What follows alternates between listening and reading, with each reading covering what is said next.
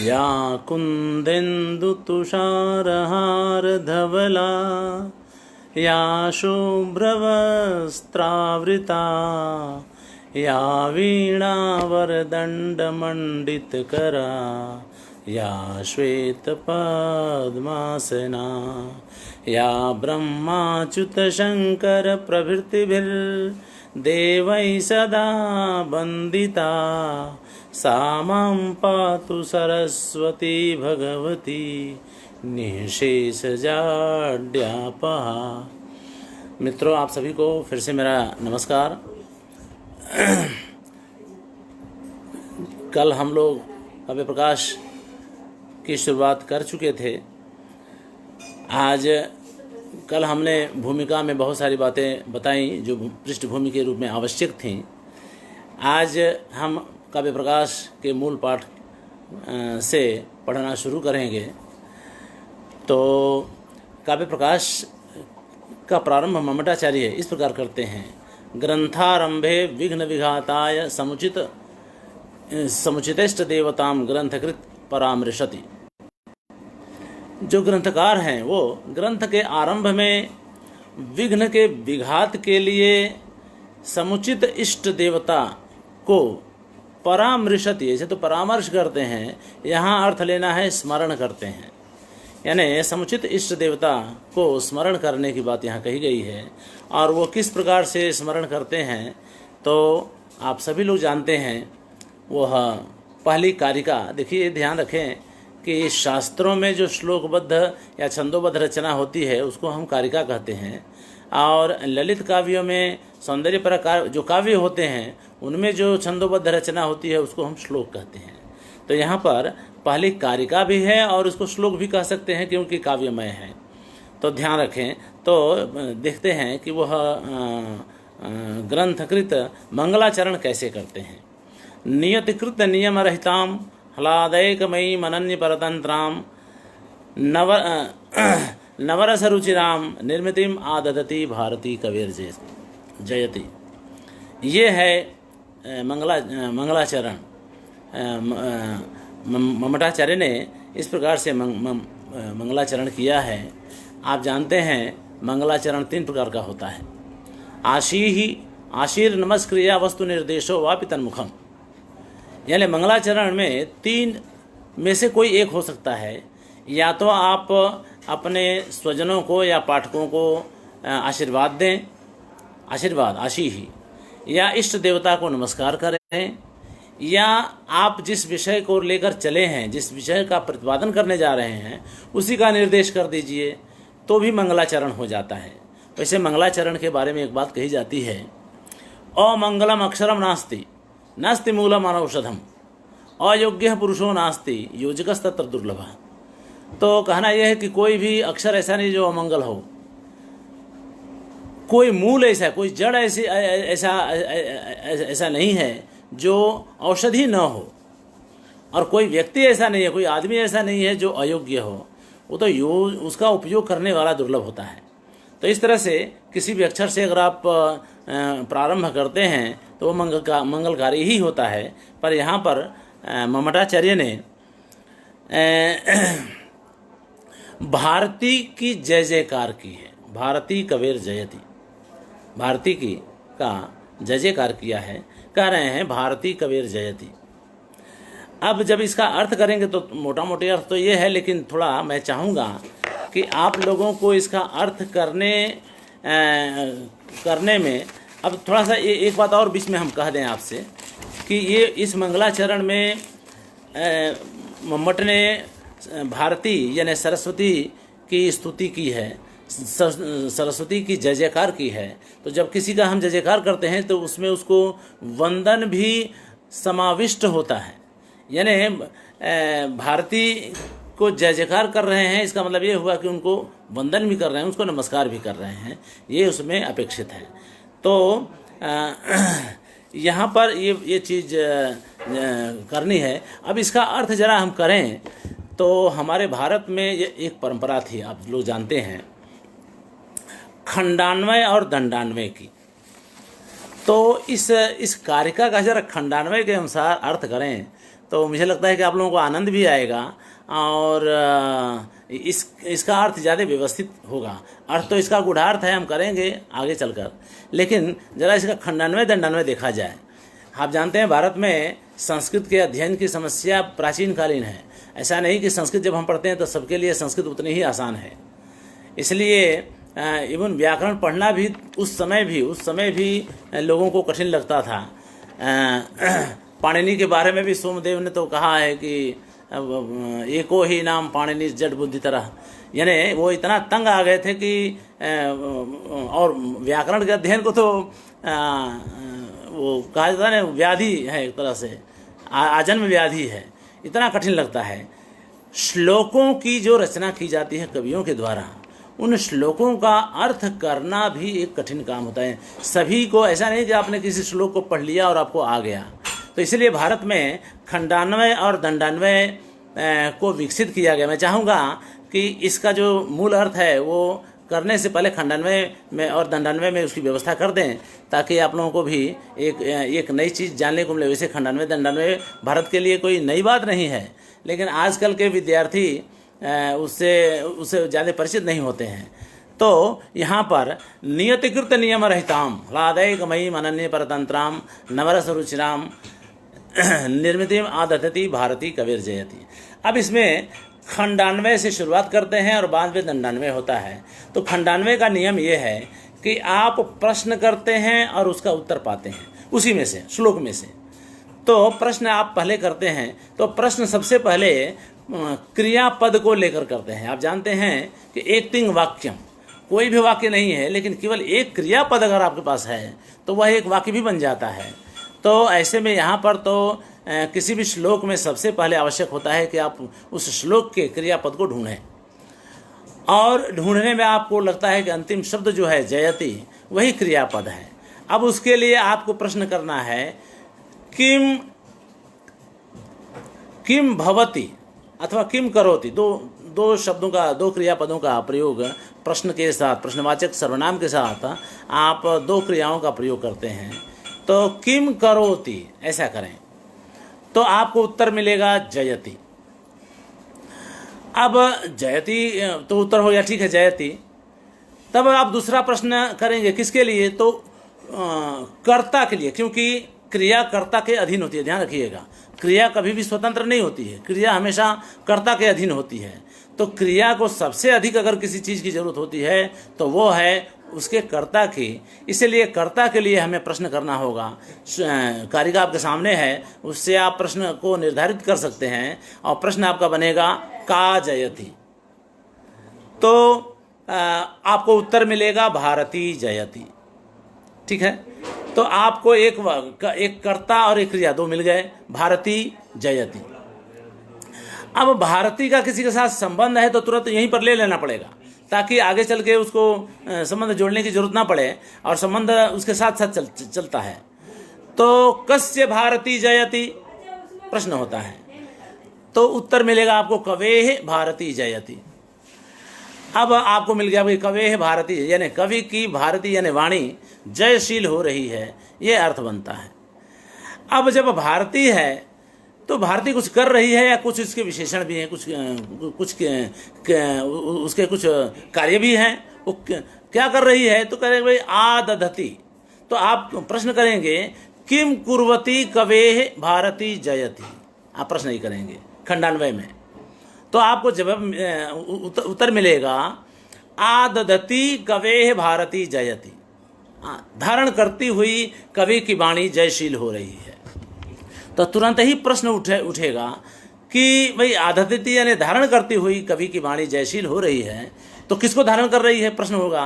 तो काम आदधति उसमें लिखा है, आप जानते हैं वो स्त्रीलिंग द्वितीयांत पद है। तो आप प्रश्न करेंगे काम आदधति कवेह भारती जयति, तो उत्तर मिलेगा निर्मितिम आदधति कवेह भारती जयति, यानी निर्वाण को धारण करती हुई कवि की वाणी जयशील हो रही है, ये उत्तर मिला आपको।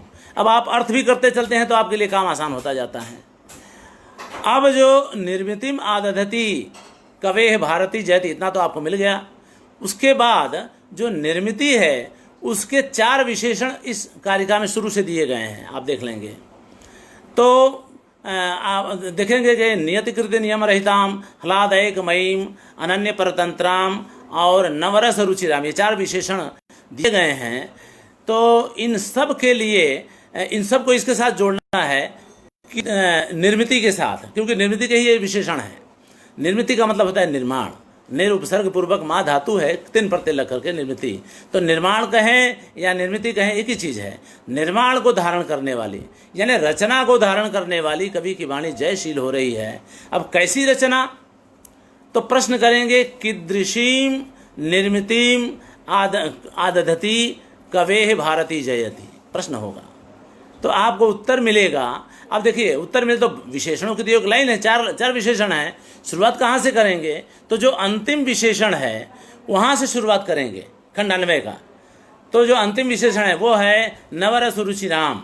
तो प्रश्न बना आपका कीदृशीम निर्मितिम आदधति कवेह भारती जयति। तो उत्तर मिलेगा आपको नवरस रुचिराम निर्मितिम आदधति कवेह भारती जयति।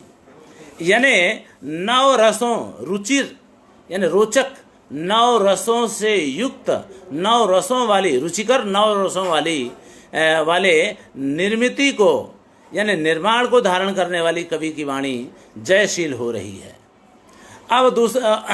अब उसी क्रम से आप आगे आगे चलते जाएंगे। तो आपने चौथा विशेषण लिया, अब आप तीसरा विशेषण लीजिए। उसके लिए आपको प्रश्न बनाना पड़ेगा। तो आपने पहली बार तो कहा कि भाई कीदृशीम निर्मितिम आदधति कवेह भारती जयति। अब दूसरा विशेषण लेना हो तो आप प्रश्न बनाएंगे पुनः कीदृशीम निर्मितिम आदधति कवेह भारती जयति। आप ये प्रश्न करेंगे तो तब आपको उत्तर मिलेगा अनन्य परतंत्राम नवरस रुचिराम। आप नवरस रुचिराम बोलते रहे या छोड़ भी दें तो चलेगा।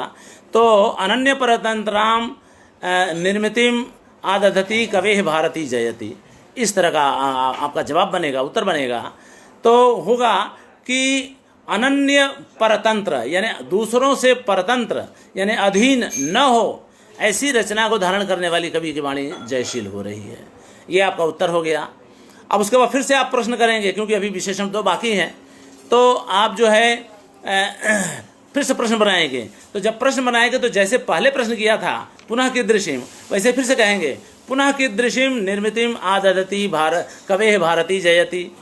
तो जवाब आपको मिलेगा ह्लादैकमयीम यानी ह्लादैकमयीम निर्मितिम आदधति कवेह भारती जयति, इस तरह का उत्तर। यानी एकमात्र आनंद देने वाली रचना को धारण करने वाली कवि की वाणी जयशील हो रही है। आपको उत्तर मिल गया।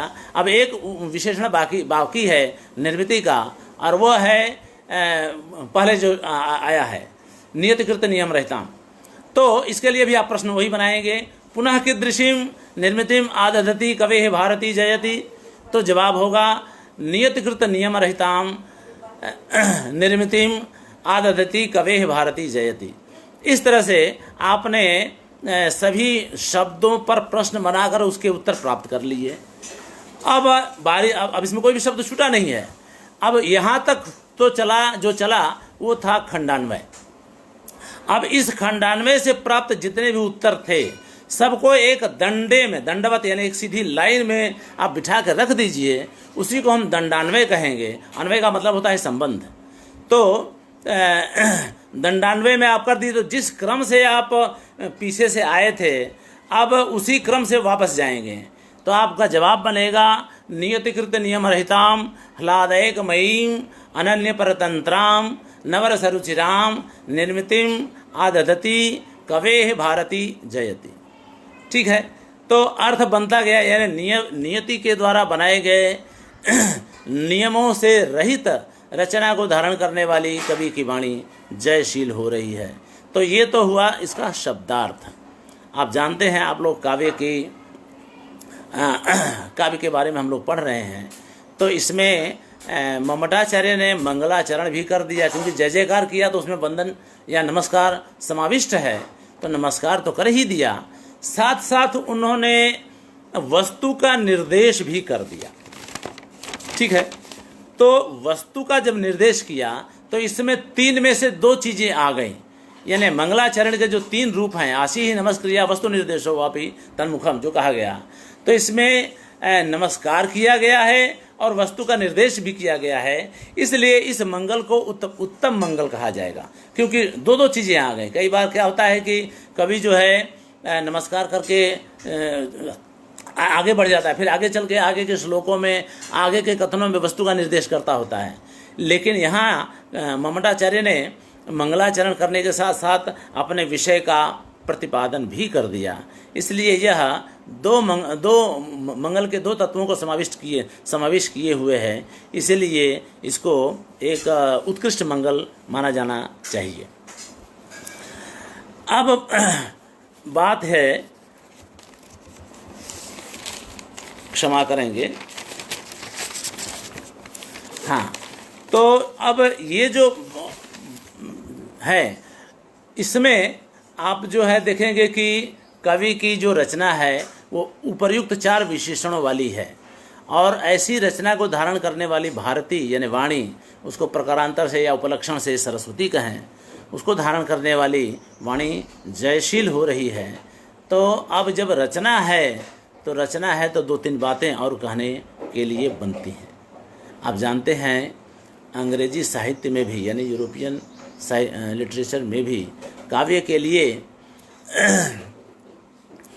रचना की बात कही गई है, लेकिन उसको दूसरे ढंग से कहा गया है कि यह twice removed from reality. Poetry is twice removed from reality. ये बात प्लेटो ने कही है। अब वो ट्वाइस रिमूव्ड कैसे हुआ?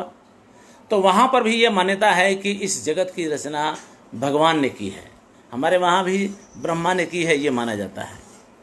अब किसी चीज़ की रचना अगर करनी हो तो आप जानते हैं कि जैसे मान लीजिए घड़ा है, तो कुंभकार को अगर घड़ा बनाना हो तो कुंभकार सबसे पहले उस घड़े को अपने मन में बनाता है, वही पहली रचना है और वास्तविक रचना है। उसके बाद वह कुंभकार मिट्टी वगैरह ले आकर के चाक पर रखेगा और बनाएगा, वह दूसरा स्टेज हुआ। तो जो पहले कुंभकार के मन में विचार आया कुंभ बनाने का, वह पहली रचना है और मौलिक रचना है। उसके बाद जो वास्तव में मिट्टी वगैरह ला करके कुंभ बनाता है, जिसको आकार देता है, वह फर्स्ट रिमूवल फ्रॉम रियलिटी हुआ। भगवान की रचना में भी वही बात है। भगवान ने भी अगर इस विश्व को बनाने का जो विचार किया होगा, तो सबसे पहले उन्होंने जो विचार किया अपने मन में, वह विचार उनकी इस जगत की पहली रचना है, वह मौलिक रचना है। और उसके बाद जो उन्होंने इसको आकार दे दिया, जिसको हम आज देख रहे हैं अपने इंद्रियों से, अपनी आँखों से, अपने अन्य इंद्रियों से जो महसूस कर रहे हैं, वह पहला डेविएशन या पहला रिमूवल माना जाएगा। क्योंकि एक बार तो बन चुका था, दूसरा हुआ। अब इस जगत को देख करके कवि जैसे लोग अस्तित्व में आए, और कवियों ने उसके आधार पर आर्ट बनाए, काव्य बनाए, बहुत सारी रचनाएं की। तो इन कवियों की जो रचना है या कला वगैरह जो बनाए जाते हैं, वह कला दूसरा रिमूवल हुआ। दैट इज वाई प्लेटो ने कहा था कि poetry is twice removed from reality. तो ये बात हम समझ लें। ये तो वहाँ की बात हुई, हमारे वही है। इसलिए यहाँ पर निर्मिति की बात आई, इसलिए हमने ये बात आपको बता दी। अब ये जो वैसे तो मम्मटाचार्य ने कुछ नहीं कहा, लेकिन एक समझदार या विचार करने पर हम लगता है कि जो ब्रह्मा की रचना है, उस रचना के साथ मम्मटाचार्य ने तुलना की है, और वृत्ति में स्पष्ट लिखा भी है कि ये जो कवि की सृष्टि है ब्रह्मा की सृष्टि से किस तरह से उत्कृष्ट है। तो वहाँ उन्होंने तुलना की है। अब हमें तुलना में ले जाना पड़ेगा, क्योंकि यहाँ जो विशेषताएं बताई हैं, वह विशेषताएं जो कवि की रचना के बारे में कही गई हैं, वो सारी विशेषताएं ब्रह्मा की रचना से उत्कृष्ट दिखाई पड़ती हैं। तो किस रूप में उत्कृष्ट हैं, ये सब हमें देखना है और समझना है इस व्याख्यान में। तो पहला विशेषण है रचना का, नियतिकृत नियम रहता। तो हम लोग पहले 2 भाग में समझते चलें एक तो ब्रह्मा की रचना। अब ब्रह्मा की रचना है कैसी, तो कह रहे हैं कि भाई नियत रूपा, ममताचार्य बड़ा बढ़िया लिख रहे हैं, नियत रूपा, यानी हर चीज़ का एक चीज़ ब्रह्मा ने जो एक चीज़ जिसका बनाया उसका रूप उसके मृत्यु तक वैसे ही रहेगा। जैसे मान लीजिए एक आदमी जब मनुष्य बन गया तो फिर वो सिंह नहीं बन सकता है ब्रह्मा की रचना में। उसी तरह से एक आम का पेड़ बनाया तो आम के पेड़ पर आम ही फलेगा, कमल पर कमल ही रहेगा, वो फिक्स हो गया, उसका स्थान फिक्स हो गया, नियत रूप है। ये नियति के द्वारा बनाई गई रचना में नियम है कि हर चीज़ का रूप जो है फिक्स हो जाता है और उसमें कोई बदलाव नहीं आता है, नियत रूप होती है। अब आप जो है कवि की रचना में आए तो कवि की रचना में ऐसा नहीं होता है। कवि की रचना में तो कमल जो है मुख पर भी दिखाई पड़ सकता है, ठीक है, कमल मुख पर भी दिखाई पड़ सकता है। इसलिए यहाँ ब्रह्मा के नियम में, ब्रह्मा की रचना में जो नियम है वो नियम कवि की रचना में लागू नहीं पड़ सकता है। आप जानते हैं नदी वगैरह में कमल नहीं खिल सकता है, लेकिन कवि की रचना में नदी में भी कमल खिलता है। बाण भट्ट ने बड़ा बढ़िया इसका उदाहरण दिया है। श्वेत केतु बड़े मुनि थे, वे गंगा में नहाने के लिए गए और तो नहा ही रहे थे तो वहाँ पर कमल पर बैठी हुई लक्ष्मी उनको देखती हैं और उनसे नेत्र भोग करती हैं और तुरंत ही वहाँ उनको एक पुत्र की प्राप्ति होती है, पुत्र का जन्म होता है। और जैसे ही वो स्नान वगैरह पूरा कर लेते हैं, जाने लगते हैं, तब लक्ष्मी उनके पास जाती हैं और कहती हैं कि ये आपका पुत्र है। अब वो कहते हैं भाई ये हमारा पुत्र कैसे हो सकता है, हम तो कभी विवाह किए ही नहीं हैं। तो बोले कि नहीं, ऐसी ऐसी घटना हुई तो इसलिए हमने इसको जन्म दिया है और चूंकि आपके संसर्ग से इसका जन्म हुआ है इसलिए अभी आपका पुत्र है। अब कवि की रचना में ये संभव है, ब्रह्मा की रचना में ये संभव नहीं है, ठीक है। तो ये नियति के द्वारा बनाए गए नियम से सहित है ब्रह्मा की रचना और रहित है कवि की रचना। ये एक पहली विशेषता कवि की सृष्टि की है जिसे हमें अब है दूसरी विशेषता ह्लादैक मयी। अब ये जो रचना है आप जानते हैं, इन सब में जैसा कि मैंने कल कहा था कि आपको व्याकरण का ज्ञान तो होना ही चाहिए, क्योंकि जब तक आप व्याकरण नहीं जानेंगे इन सब शब्दों की व्याख्या आप ठीक से नहीं कर पाएंगे। ह्लाद है, इसमें हलद धातु है जिसमें घय प्रत्यय लग करके ह्लाद बना है, भाववाचक संज्ञा बनती है, अर्थ होता है प्रसन्नता, आनंद। और एक मय, दो शब्द हैं, मतलब एक शब्द है, दूसरा शब्द है एक मय। अब एक मय में सभी जानते हैं एक शब्द संख्यावाची है, तो संख्या, अब ह्लाद और एक मय दो शब्द, मय तो मयट प्रत्यय है, प्राचुर्य का वाचक, अधिकता का वाचक, यानी बहुत सारे चीज़ जिसमें बहुतायत हो उसको हम उसके लिए एक शब्द का भी प्रयोग करते हैं। तो अब एक शब्द के मैट प्रत्यय लगाते हैं। अब एक मय का मतलब क्या हुआ, आप जानते हैं एक से संख्यावाची शब्दों का प्रयोग बड़ा मतलब बड़ा विचित्र है और उसको हम सभी को जानना चाहिए।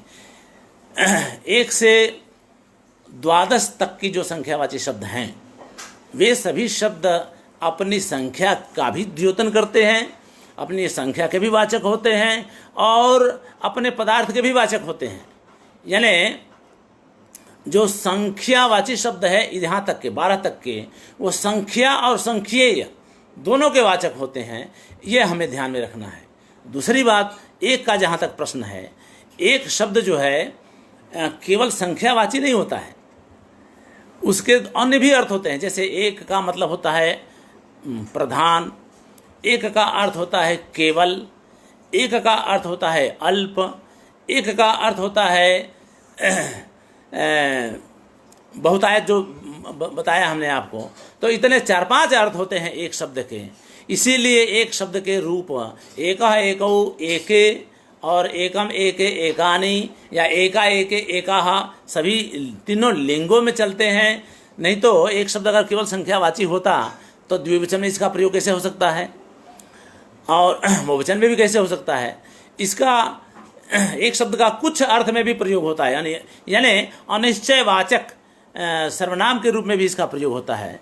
तो इसलिए एक शब्द यहाँ पर प्राचुर्य के अर्थ में संख्येय का वाचक होता है, इसलिए एक शब्द में मयठ प्रत्यय लग करके जहाँ प्राचुर्य हो यानी प्रसन्नता की ही अधिकता जिसमें हो ऐसा ह्लाद एक मय है और स्त्रीलिंगी है, इसलिए इंग्लिश प्रत्यय लगा करके एक मई कर दिया और एक मई करने के बाद द्वितीयांत कर दिया क्योंकि विशेषण है निर्मितिम का। तो इस तरह से जिसमें अधिकता से या प्रचुरता से आनंद ही आनंद हो और एक अर्थ इसका मात्र भी है, तो यानी केवल आनंदकारी ही जो रचना है वह ह्लादैक मई है। ऐसी रचना को धारण करने वाली कवि की वाणी जयशील हो रही है। तो ये दूसरा विशेषण है ह्लादैक मई। अब तीसरे विशेषण पर हम जाएं तो अनन्य परतंत्रा। आप जानते हैं इसमें दो शब्द हैं, वैसे तो तीन शब्द हैं। एक तो अनन्य में न और अन्य और दूसरा परतंत्र। अब परतंत्र में आप देखें तो दो शब्द बन सकते हैं, पर और तंत्र। लेकिन वैसे तो परतंत्र अगर कहा जाए तो भाई पर का मतलब कि दूसरे के अधीन जो हो वो परतंत्र कहा जाता। और तुलसीदास ने भी कहा है पराधीन सपने सुख नाही, उसमें भी पर के अधीन जो है रहने वाले को सुख नहीं होता है सपनों में भी, तो वहाँ पराधीन आया। यहाँ परतंत्र का केवल एक अर्थ लेना है, केवल अधीन अर्थ लेना है। और जो अन्य शब्द जुड़ गया तो अन्य परतंत्र जब कहा गया तो यानी दूसरों से जो अधीन न हो, जो दूसरों के अधीन हो वह अन्य परतंत्र, और नए तत्पुरुष लगा करके उसका निषेध किया गया तो अनन्य परतंत्र कहा गया। यानी न अन्य इति अनन्य और अनन्यस्य परतंत्रा इति अनन्य परतंत्राताम अनन्य परतंत्राम। तो इस तरह से उसका विग्रह बनता है, यानी जो दूसरों के अधीन न हो। अब दूसरों के अधीन का मतलब क्या हुआ, यहाँ पर फिर से कवि सृष्टि ब्रह्मा की रचना में जाएंगे तो कहा जाता है ना कि जब तक आप किसी चीज़ के लिए योग्य नहीं बनेंगे तो उस योग्य मतलब उसके योग्य आप नहीं होंगे, यानी उसके अनुसार आप कर्म नहीं करेंगे तो आपको उसके अनुसार फल नहीं मिलेगा। यानी जैसा कर्म आप करते हैं उसी के अनुसार आपको फल मिलता है। ये है अधीनता, यानी हमारी स्थिति, हमारा सुख और दुख हमारे कर्मों के अधीन है। कवि की वाणी इस तरह के कर्मों के अधीन नहीं होती है। आप अगर सत्कर्म करेंगे तो आपको स्वर्ग मिलेगा, दुष्कर्म करेंगे तो आपको नरक मिलेगा। ये ब्रह्मा की सृष्टि में देखा जाता है, यानी वह अन्य परतंत्र हुआ। कवि की सृष्टि में ऐसा नहीं है। बिना कर्म किए भी अर्जुन जैसे पात्र को कृष्ण भगवान स्वर्ग में लेकर चले जा रहे हैं। ठीक है, तो इस तरह की स्थिति काव्य रचना कवि की रचना में देखी जाती है, इसलिए वह अनन्य परतंत्र है। तो ये तीसरा विशेषण है। अब चौथा विशेषण है नवरस रुचिराम। तो नवरस रुचिराम का मतलब है कि भाई 9 रसों से युक्त जो रचना है, एक तो ये हो गया, और दूसरा विशेषण जोड़ दिया गया रुचिर। आप जानते हैं रुचि अस्ति अस्मिन् इति रुचिरम, ऐसा है, यानी जिसमें रुचि होती है वह रुचिर होता है, रुचि होती है। अब इसमें 9 रस हैं कवि की रचना में, तो ब्रह्मा की रचना में क्या वो उसको भी जरा देखा जाए तो कह रहे हैं भाई ब्रह्मा की रचना में 6 ही रस होते हैं। ठीक है, ब्रह्मा की रचना में केवल 6 रस होते हैं, और सभी रस कोई जरूरी नहीं कि अच्छे लगें। जैसे मधुर है, अम्ल है, लवण है, कटु, कषाय और तिक्त, ये 6 रस होते हैं और सभी अच्छे नहीं भी लगते हैं। उसमें 3 अच्छे लगते हैं और 3 अच्छे नहीं लगते हैं। तो अब दवा के कारण सभी को खाना पड़ता है, सभी रसों को हमको अपने शरीर में लेना चाहिए, हमारे शरीर को सबकी ज़रूरत पड़ती है, ये अलग बात है। लेकिन रुचि का जहाँ तक संबंध है उसमें से 3 ही लोगों को पसंद आया करते हैं, बाकी 3 नहीं आते हैं। जबकि कवि की रचना में क्या है, तो 9 रस हैं। वैसे भरत मुनि ने तो 8 ही रस बताए हैं, बाद में उन्होंने एक्सेप्ट किया शांतो भी 9मो रसः, तो 9 रस मान के चलें। और ये 9 के 9 रस, ये 9 के 9 रस, श्रृंगार, हास्य, वीर, करुण, रौद्र, भयानक, विभत्स, अद्भुत और शांत, ये सभी 9 के 9 रस। एक तो 9 संख्या बढ़ गई, 1.5 हो गया कहा जाए, 6 की जगह पे 9 हो गया। और ये 9 के 9 रस रुचिर हैं, अच्छे लगते हैं, सबको पसंद आते हैं। तो ये 9 के 9 रस जो पसंद आते हैं लोगों को, तो इसलिए कवि की जो रचना, जो जिसमें ये 9 रस होते हैं, वो रचना ब्रह्मा की रचना से उत्कृष्ट है। ठीक है, तो इस तरह से ये 4 विशेषणों वाली कवि की रचना ब्रह्मा की रचना से, जो कि हर तरह से उत्कृष्ट है, ऐसी रचना को धारण करने वाली कवि की वाणी जयशील हो रही है या विजयशील हो रही है, ये हमारे सामने बात आती है। और मम्मटाचार्य ने इन सब को अच्छी तरह से प्रस्तुत किया है, प्रारंभ किया है। मंगलाचरण में आशीर्वाद और वस्तु निर्देश, ये 2 करके उन्होंने अपने ग्रंथ की शुरुआत की है। 2-3 चीज़ें और आप ध्यान दें इस पर। आप जानते हैं, प्रयोजनम अनुद्दिश्य मंदोपि न प्रवर्तते, ठीक है ना, हम सभी जानते हैं। हमारे भारत में ग्रंथों को प्रारंभ करने के लिए अनुबंध चतुष्टय की बात कही गई है। वो कल्पना नहीं है, वो हकीकत है। कोई भी ग्रंथकार, खास करके शास्त्रकार जब होता है, तो वो सबसे पहले यह सुनिश्चित करता है और ये अपने पाठकों को बताता है कि हम जो काम करने जा रहे हैं उसको हम जानते हैं कि हम वो काम कर सकते हैं, इसलिए करने जा रहे हैं। आप ये ना समझें कि किसी ने कह दिया और हम काम करना शुरू कर दिए। तो अनुबंध चतुष्टय की बात कही गई है। प्रवृत्ति प्रयोजक ज्ञान विषयत्वम अनुबंधत्वम, ये उसकी व्याख्या। अनुबंध का मतलब होता है कि जो आप काम कर रहे हैं उसका जो प्रयोजक तत्व है, उसका जो प्रयोजन आदि है, उसका जो विषय है, इन सब की आपको जानकारी है, इसी को, और ये आप बता रहे हैं, इसी को अनुबंध कहा जाता है। तो अब ये अनुबंध कितने प्रकार के होते हैं? 4, चतुष्टय जैसे कहा जाता है, तो ये 4 होते हैं। इसलिए वो 4 कौन कौन से हैं, ध्यान दें। तो वो है, एक तो है विषय, दूसरा है प्रयोजन, तीसरा है संबंध, और चौथा है उसका अधिकारी। ये 4 अनुबंध चतुष्टय होते हैं।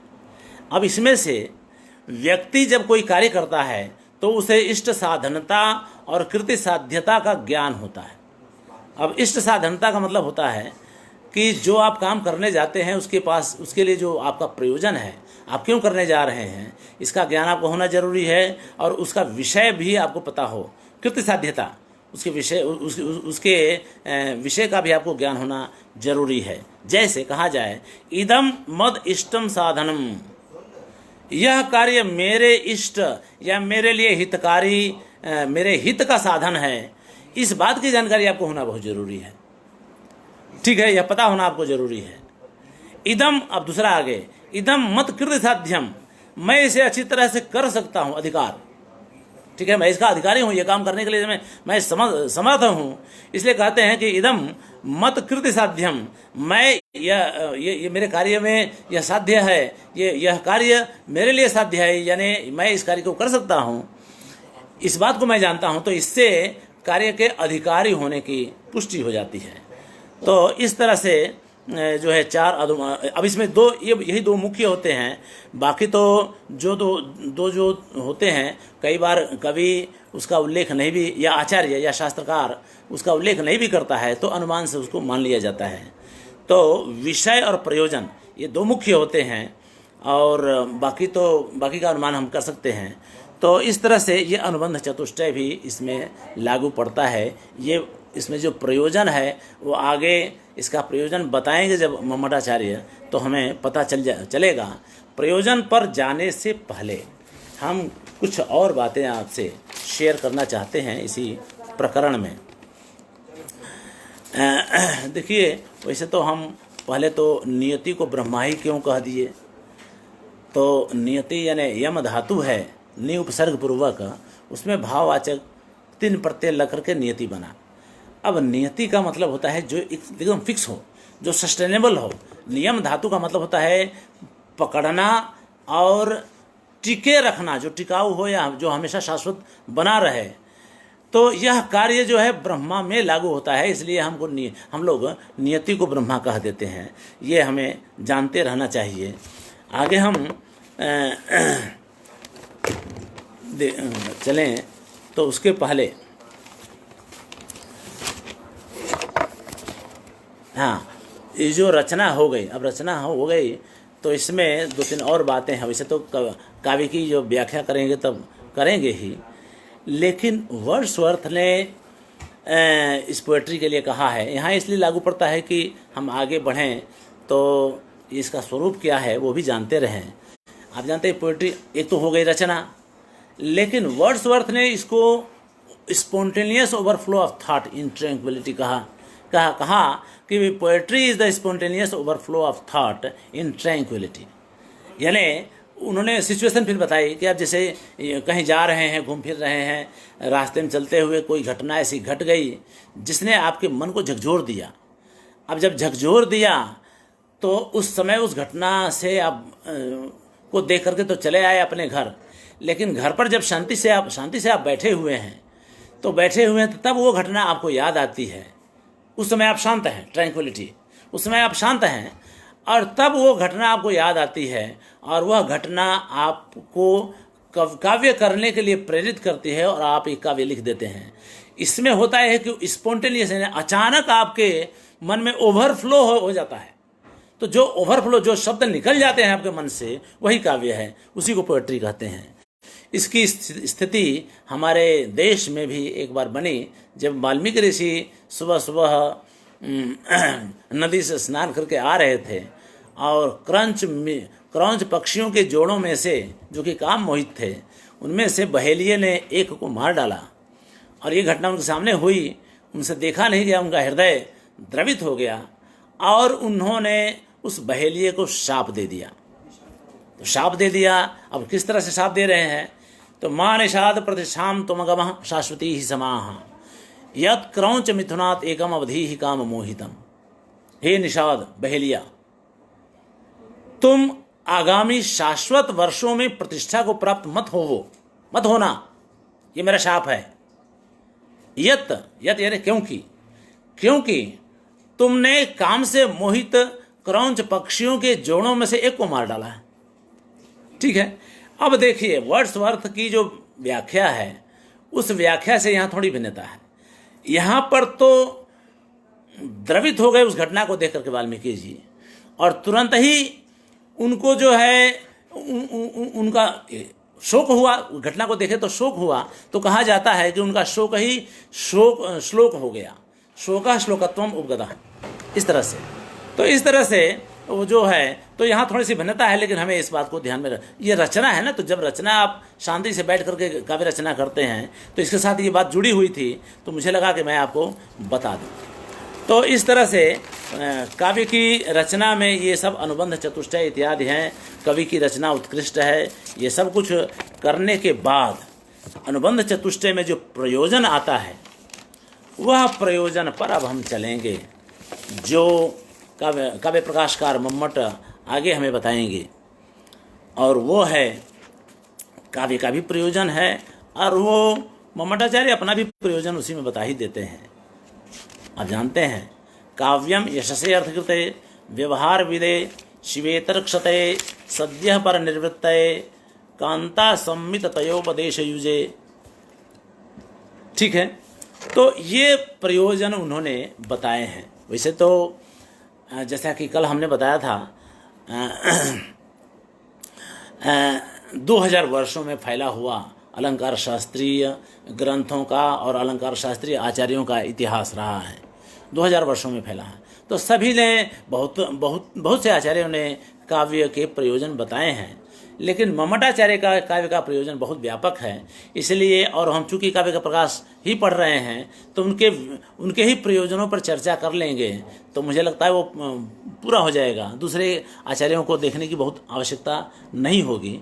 तो अब हम प्रयोजन की बात करते हैं। काव्यम यशसे अर्थकृते व्यवहार विदे शिवेतरक्षते सद्यः पर निर्वृत्तये कांता संमित तयोपदेशयो। अब इस कारिका का अर्थ करने के लिए हम उसमें नहीं जाएंगे क्योंकि समय बहुत चला जाएगा, वो खंडान्वय दंडान्वय में हम जा सकते हैं, ऐसा नहीं है, लेकिन यहाँ बहुत आवश्यकता मुझे नहीं लग रही है, इसलिए मैं चाहता हूँ उसको स्किप करूँ। अब यहाँ पर तो क्या है कि यहाँ क्रियापद है ही नहीं, पहली बात तो जान लीजिए। तो क्रियापद नहीं है तो आप श्लोकों का अर्थ करते समय यह कि नियम है कि अगर क्रियापद नहीं है तो आप क्रियापद का अनुमान कर लीजिए। तो अस्ति या भवति, ठीक है, ज़्यादातर इन क्रियाओं का ही वहाँ पर वो हम मान लेते हैं, वहाँ पर अनुमान कर लेते हैं कि भाई ये होगा। यानी काव्यम अस्ति, एक वाक्य हमने बना लिया।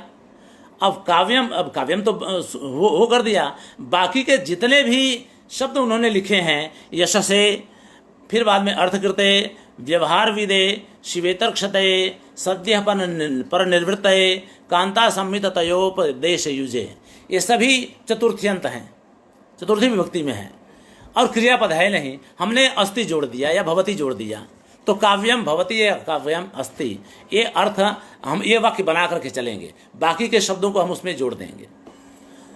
तो अब क्या है, कहना क्या चाहते हैं, तो कह भाई काव्यम यशसे भवति, एक वाक्य बना। दूसरा वाक्य बनाएंगे काव्यम अर्थकृते भवति।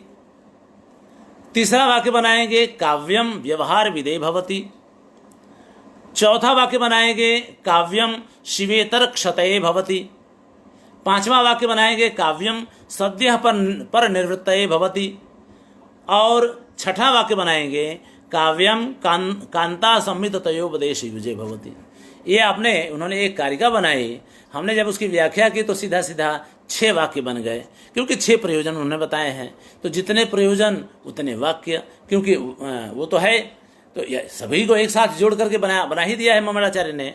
तो ये वाक्य बहुत सरल है, लेकिन इसका जो गूढ़ार्थ है वो उसमें हम जाएंगे तो आपको पता चलेगा कि ये कितनी सारी बातें इसमें उन्होंने कह दी हैं।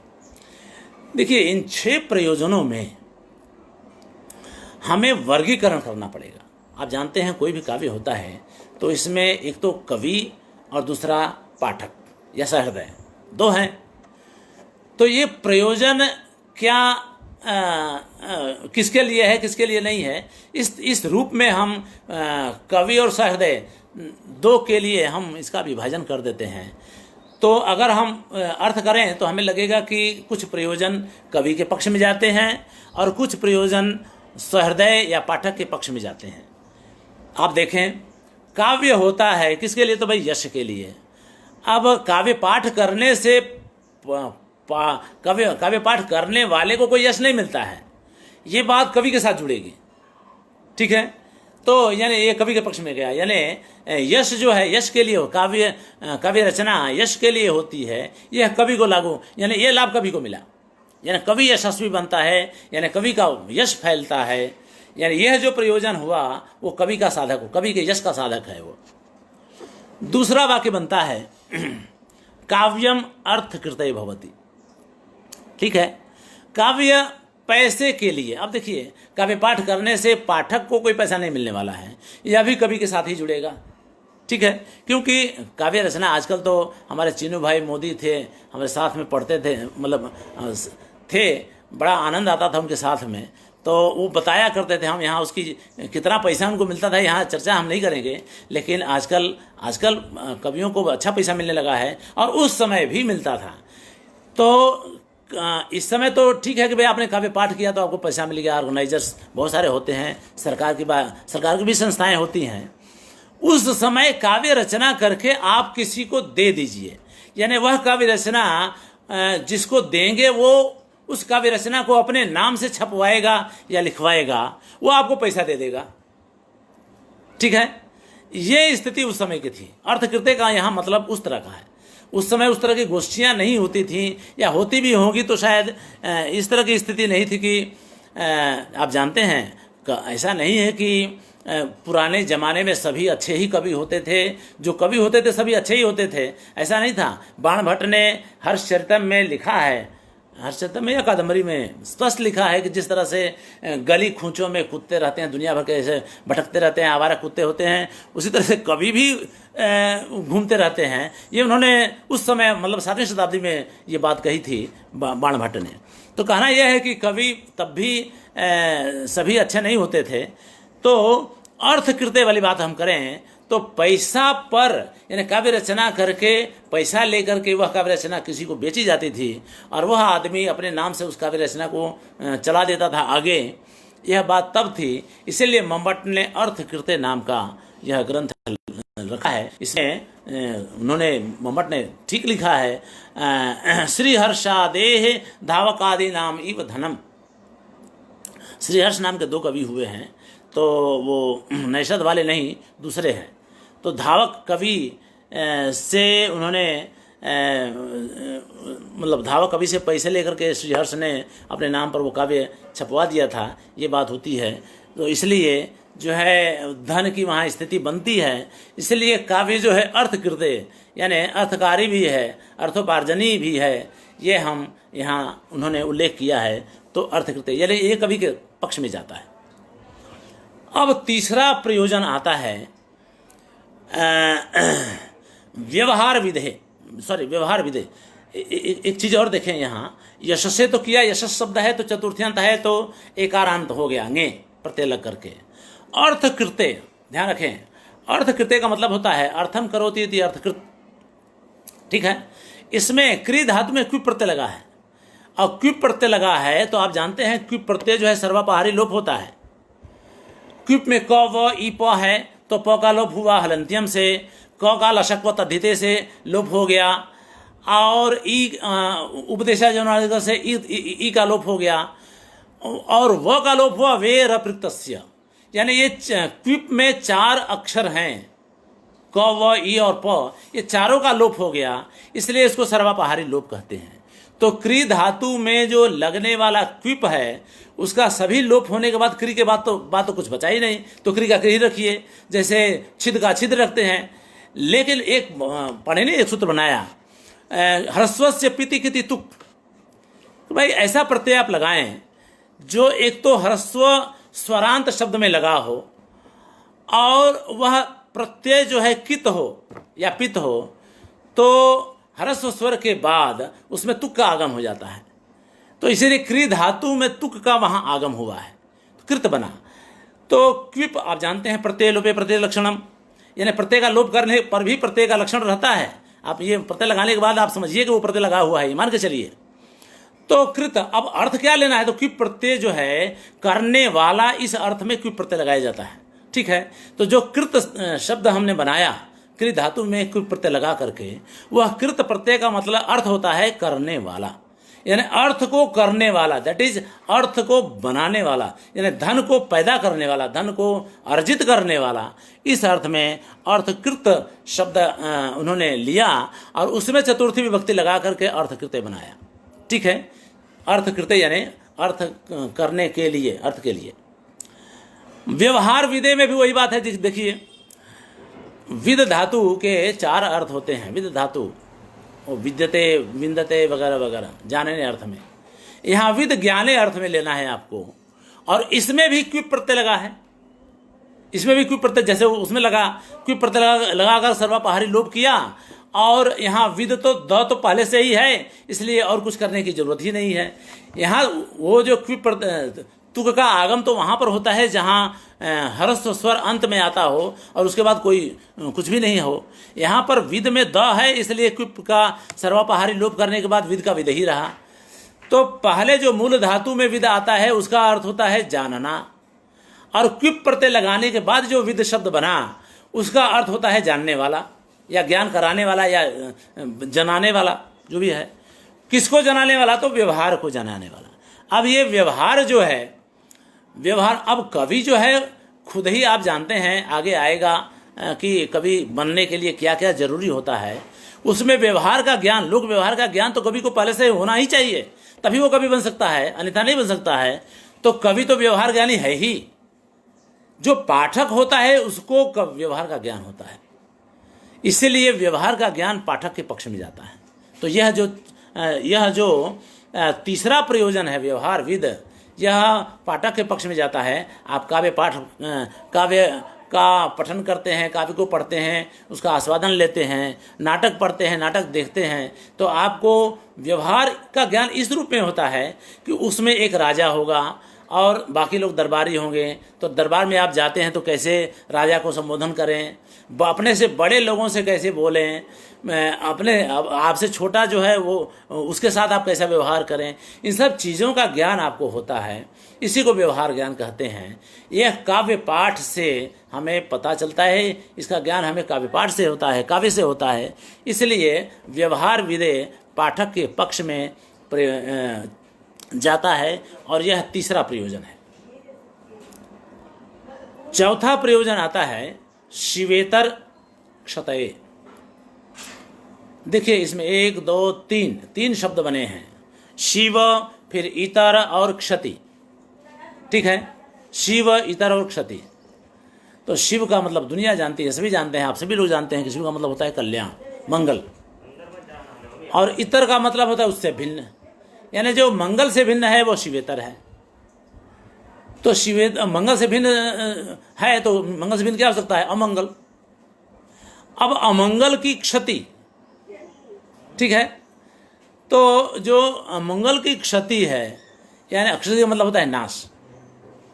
ठीक है, तो क्षति जो है अमंगल का नाश करने के लिए, अब काव्य पाठ करने से अमंगल नाश होता हो, यह बात भी कवि के पक्ष में जाती है।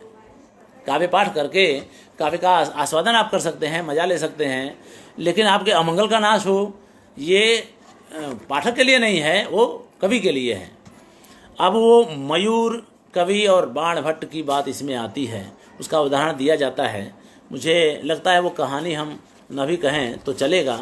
उसमें उन्होंने लिखा है, मम्मटाचार्य ने,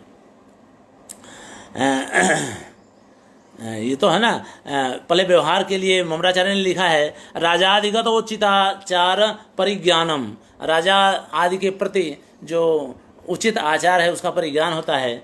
दूसरा उन्होंने कहा कि आदित्यादेह मयूर आदि नाम इव अनर्थ निवारणम। शिवेतर क्षतये के लिए उन्होंने इस तरह की व्याख्या दी है कि आदित्य वगैरह कवि, मयूर और मयूर कवि को कोढ़ हो गया, उनकी बहन जो बाण भट्ट की पत्नी थी, दोनों एक साथ दूसरे मतलब सुबह घूमने के लिए जाया करते थे। अब एक दिन उनकी पत्नी नाराज हो गई, तो रात भर वो मनाते रहे तो एक उन्होंने 3 लाइन की कविता रच दी, चौथी लाइन उनको आ ही नहीं रही थी।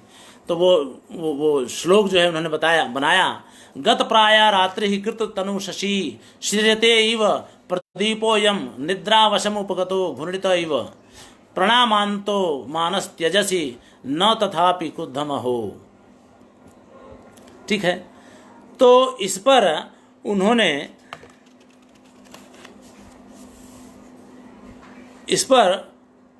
उन्होंने मयूर कवि ने इस श्लोक की पूर्ति कर दी, कुछ प्रत्या सत्या हृदय पिते चंडी कठिनम। तो नहीं मतलब बाण भट्ट उनको मना रहे थे, बाण भट्ट की पत्नी नाराज हो गई थी, तो अब मयूर कवि आए तो उन्होंने पूर्ति कर दी उस छंद की, मतलब पाद की पूर्ति कर दी। इस पर नाराज होकर उन्होंने शाप दे दिया, कोढ़ी हो जाओ। कोढ़ी होने का शाप दिया, अब क्या हो, तो उसके निवारण के लिए उन्होंने सलाह दी लोगों की, भाई सूर्य की उपासना कीजिए। और उन्होंने सूर्य शतक लिखा, 100 दिन में एक दिन में एक श्लोक बनाते थे और उनका कोढ़ मिट गया। इस तरह की बात कही जाती है। तो ये बात भी कवि के पक्ष में जाती है, शिवेतर क्षतये। और आगे चलें, चौथा प्रयोजन, काव्यम सद्यः पर निर्वृत्तये भवति, यानी काव्य सद्य। अब देखिए सद्यः शब्द बड़ा ही मार्मिक है। सद्यः का मतलब होता है तुरंत, पर निर्वृत्तये, अब इस पर थोड़ी सी आप जानते हैं यही सकल प्रयोजन मौलिभूतम, इसके लिए ममटाचार्य ने कहा है सकल प्रयोजन मौलिभूतम समनंतरम एव रसास्वादन समुद्भूतम। ऐसा है समनम, यानी रस का आस्वादन आप समानांतर करते हैं, यानी काव्य का पाठ करते हैं, आप रस का आस्वादन करते हैं। जब तक आप काव्य पाठ करते हैं, काव्य को पढ़ते हैं या नाटक देखते हैं, तो तभी तक आपका रसास्वादन होता है। और जैसे ही ये उसको साधारणकरण की स्थिति जब आती है, हम आगे रस की निष्पत्ति में हम बताएंगे, इसकी चर्चा करेंगे। तो जब साधारणीकरण की स्थिति आती है तो आदमी जो है अपने मन के, उसके मन में जितनी भी वेद्य चीज़ें होती हैं, ज्ञेय चीज़ें होती हैं, ज्ञान की जो वस्तुएं होती हैं, सब शांत हो जाती हैं, विगलित हो जाती हैं, और केवल रस का आस्वादन ही, काव्य का आनंद ही केवल उनके मन में रहता है। वह स्थिति जो बनती है, वह स्थिति ब्रह्म में लीन योगियों की जो स्थिति होती है उसके समानांतर होती है, इसीलिए उसको ब्रह्मानंद सहोदर कहा जाता है। आप जानते हैं जब तक आप इस दुनिया में रहेंगे तब तक एकांतिक सुख या एकांतिक आनंद आपको नहीं मिल सकता है। कितना भी भौतिक पदार्थ, भौतिक धन संपत्ति आपके सामने रख दिया जाए, लेकिन आप दुखी होने का कोई भी कारण आपके पास नहीं है, फिर भी आप दुखी रहेंगे। इस मौके पर मैं अभिज्ञान शाकुंतल को याद करूंगा, कालिदास को। आप जानते हैं कालिदास से बहुत सारी चीज़ें, हमारे जीवन की उपयोगी चीज़ें, बहुत सारी चीज़ें मिल जाती हैं। लगभग छठे अंक में ही है रम्यम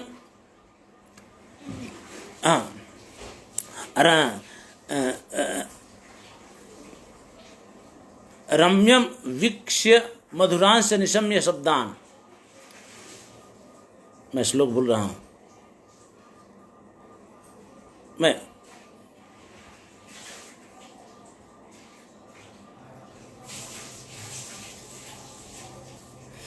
क्षमा करेंगे, चलें आगे।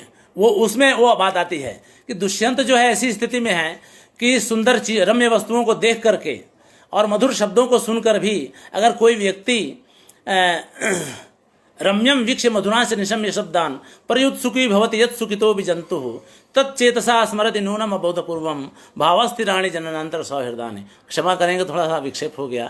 तो कह रहे कि भाई रमणीय वस्तुओं को देख करके, मधुर शब्दों को सुन करके यदि सुखी आदमी फिर भी अगर दुखी हो जाए तो आप समझिए कि वह अपने पूर्व जन्म के किसी प्रेम को याद कर रहा है जो कि उसके अंदर संस्कार के रूप में पड़ा हुआ है। ठीक है।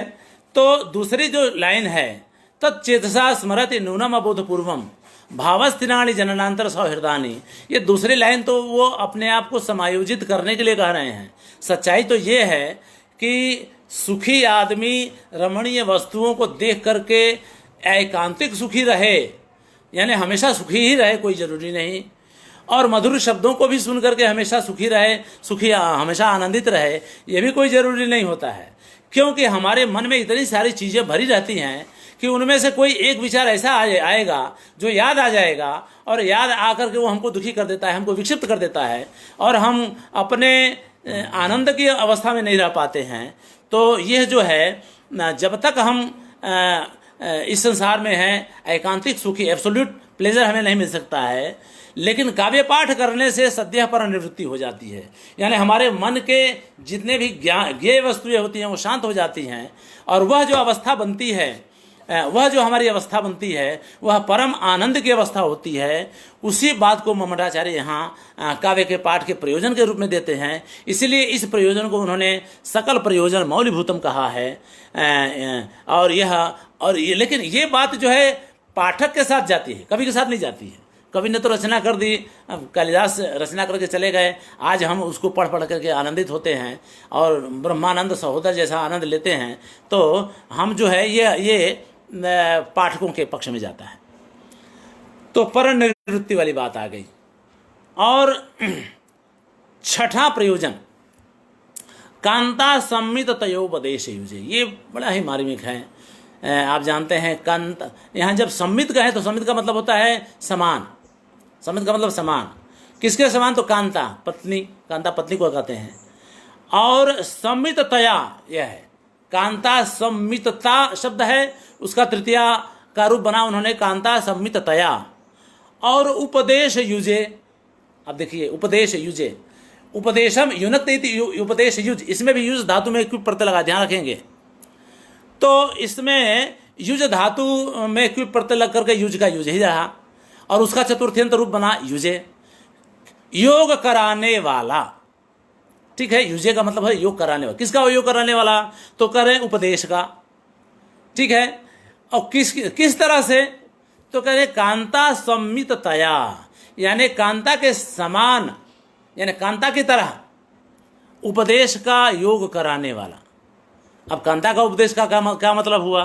तो फिर अब उपदेश 3 प्रकार के होते हैं, इस पर चर्चा हम करें तो खुद ममराचार्य ने बताया है, प्रभु संमित शब्द प्रधान वेदादि शास्त्रेभ्य सुहृत संमितार्थ तात्पर्यवत पुराणादि इतिहासेभ्यश्च शब्दार्थयोर गुण भावेन रसांगभूत व्यापार प्रवणतया विलक्षणम यद काव्यम लोकोत्तर वर्णना निपुणम कविकर्म तत्कांतेव सरसतापादनेन अभिमुखीकृत्य रामादिवत वर्तितव्यम न रावणादिवत इति उपदेशम च यथा योगम कवेः सहृदयस्य च करोति इति सर्वथा तत्र यतनेम। ध्यान रखिए, इसमें उन्होंने कहा है कि कवेः सहृदयस्य च, दोनों का उपयोग किया कि भाई ये सारे प्रयोजन कवि के लिए भी हैं और सहृदय के लिए भी हैं। तो हमने विभाजन करके आपको बता दिया कि कौन कौन से प्रयोजन कवि के हैं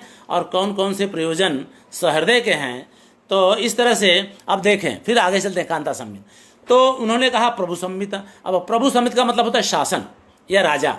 राजा का जो उपदेश होता है, जैसा कि आज चल रहे हैं, जानते हैं लॉकडाउन चल रहा है कि भाई कह दिया गया कि भाई आप अपने घर में रहिए, तो आपको अपने घर में ही रहना है, आप उसमें तर्क नहीं कर सकते हैं। उसमें शब्द की प्रधानता होती है, डू एज कहते हैं ना अंग्रेजी में, डू एज डायरेक्टेड। तो ये करके कह दिया गया, अब कर दिया गया तो उसमें शब्द की प्रधानता होती है। तो प्रभु सम्मित उपदेश, यानी राजा के समान उपदेश देने वाले ग्रंथ हमारे पास कौन कौन से होते हैं?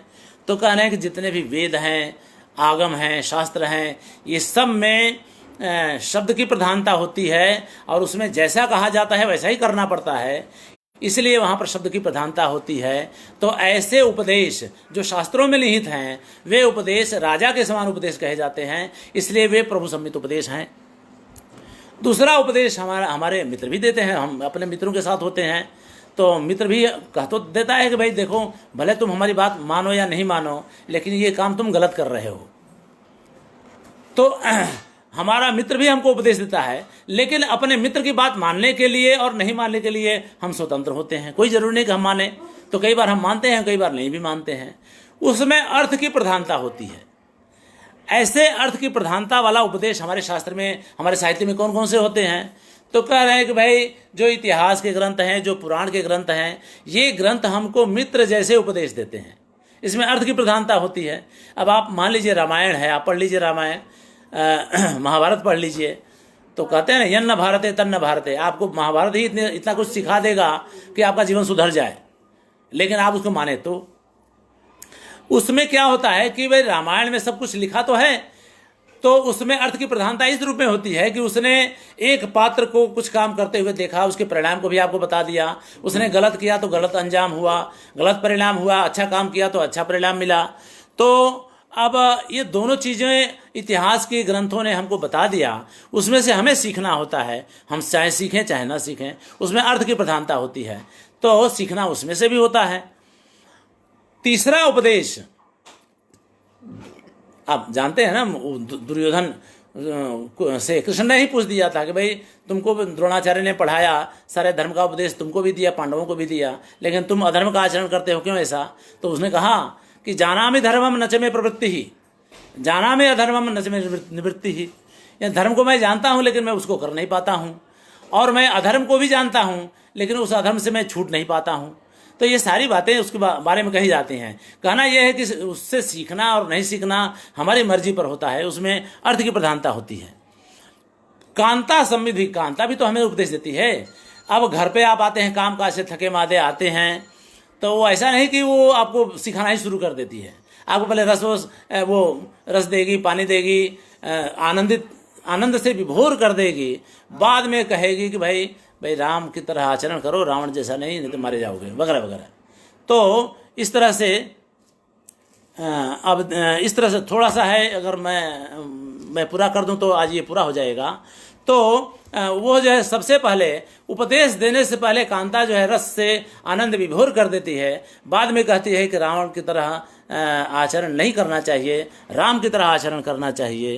तो हमारे जो काव्य हैं वो काव्य हमें उपदेश देते हैं पत्नी की तरह, वो भी हमको सिखाते तो हैं पर उसके पहले सारे रसों से हमको आप्लावित कर देते हैं, और तब जाकर कहते हैं कि भाई राम की तरह आचरण करना चाहिए। इस तरह से यह जो प्रयोजन, छठा जो प्रयोजन है वह सहृदय के लिए है। तो हमने देखा कि 3 प्रयोजन कवि के लिए, यश, धन और शिवेतर क्षति, और सहृदय के लिए 3 प्रयोजन, व्यवहार ज्ञान, सद्यः पर निर्वृत्ति और कांता संविद उपदेश। ये 3 प्रयोजन जो है उसके लिए हैं। तो इस तरह से आज यहाँ प्रयोजन की पूर्ति होती है। मुझे अनुमान है, मुझे उम्मीद है कि आप लोगों को ये पसंद आया होगा। मैं चाहूँगा कि इस पर आप लोगों को कोई प्रश्न हो तो ज़रूर पूछेंगे और मैं उसका उत्तर देने का प्रयास करूँगा। आज यहाँ रखते हैं, समय पूरा हो गया है और कल हम लोग फिर से मिलेंगे। ओम शांति शांति शांति। धन्यवाद, कल मिलेंगे फिर से।